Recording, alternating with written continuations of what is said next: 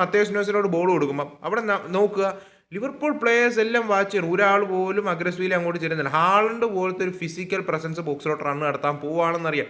ആ cross മത്തേസ് ന്യൂസിൻ്റെ maximum block ചെയ്യണം. അതുപോട്ടെ ഫിൽ ഫോഡനും ഇപ്പം നിങ്ങൾക്ക് കാണാം അവിടെ ചെർക്കിയും മക്കലിസ്റ്ററിനും ഇടയിലുള്ള ഗ്യാപ്പ് നിങ്ങൾക്ക് കാണാം.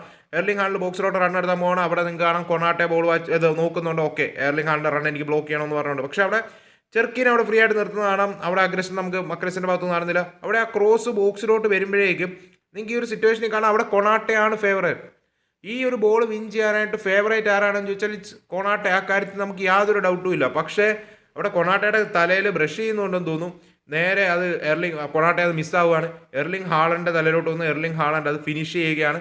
നിങ്ങൾക്ക് കാണാം എർലിംഗ് ഹാളണ്ട് ഫിനിഷ് ചെയ്യുന്ന സിറ്റുവേഷനിൽ ആ കൊണാട്ടയുടെ ജമ്പ് മിസ്റ്റേക്ക് ആവുകയാണ്. കറക്റ്റ് രീതിയിലല്ല ജമ്പ് ചെയ്യുന്നത്. അവിടെ എർലിംഗ് ഹാളിന് പ്രഷർ കൊടുക്കുന്നില്ല. നിങ്ങൾക്ക് ഇപ്പോൾ ഇവിടെ കാണാൻ ജമ്പ് ചെയ്യുന്ന സിനാരിയോസിലൊക്കെ എർലിംഗ് ഹാളിൽ പുറകെ പുഷ് ചെയ്യുക, ബോഡിയായിട്ട് കോൺടാക്ട് ചെയ്ത് നിൽക്കുകയൊന്നുമില്ല. അവിടെ ഫ്രീ ആയിട്ട് ജമ്പ് ചെയ്യാനായിട്ട് കൊണാട്ടയ്ക്ക് സാധിക്കുന്നുണ്ട്. അത് മിസ്റ്റൈംഡ് ജമ്പായി മാറുകയാണ് കൊണാട്ടയുടെ. And poor piece of defending തന്നെ പറയേണ്ടി വരും. 1-0 ആവുകയാണ്. പിന്നീടാണ്